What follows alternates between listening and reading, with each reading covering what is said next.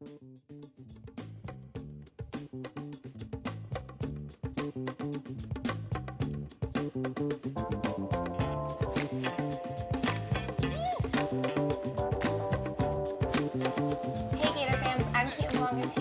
joined with this week's Allegheny Athlete of the Week, Gabby Curtis of the women's soccer team.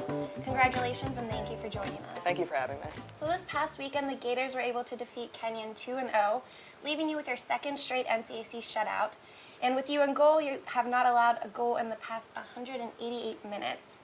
And on Saturday, your team seemed to be on point most of the game, but you were still able to come up with some big saves. Is it hard for you to stay sharp in goal when you're not really getting all of the action?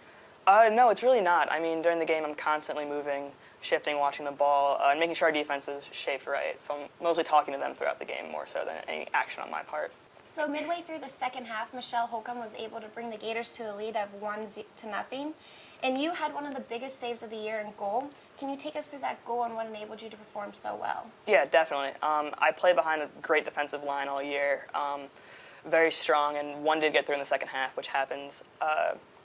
Around the 18, she got slipped through, and I came up and made a save.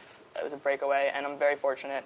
It's the goalkeeper's responsibility to make one save a game, and that was mine. And from there on out, we didn't have any other issues in the back. Okay, so speaking of the defensive line, the Gators have had a reputation in the past season of having a really strong defense, and this year is clearly no difference with only giving up 11 goals in the past 11 games. What makes your team so successful on the defensive side every year? Yeah, I think all 3 years here for me, we've had a very great defensive line. That comes from the coaching and practice. We definitely put a lot of emphasis on defense. Our individuals are very defensive-minded for that line. And really it just comes from we've been very fortunate to have great-minded defenders who come in ready to play and to make a difference. In times of trouble, we look to them to make sure that nothing goes through, and they've come up every time. That's great.